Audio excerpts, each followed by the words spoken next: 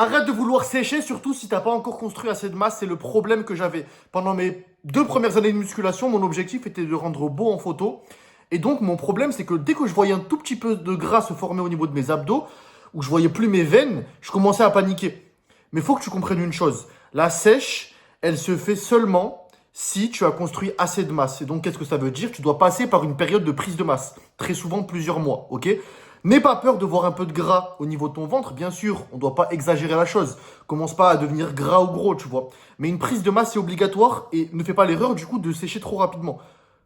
Construis pendant 1 an, 2 ans, 3 ans de la vraie masse musculaire. Atteins un PDC 0 au grand minimum. En tout cas, c'est mon avis personnel. Qu'est-ce que ça veut dire PDC 0 pour entamer une sèche? C'est-à-dire que si tu fais 1m80, au minimum, tu dois faire 80 kilos. Après, le rendu visuel est aussi très important. Mais si tu vois que visuellement, tu es content, que tu as pris pas mal de poids, pas mal de masse, là, tu peux entamer une sèche, mais la faire de la bonne manière. Ok?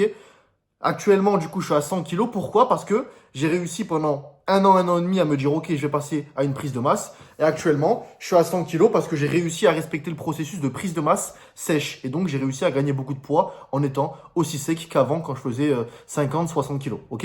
Let's go.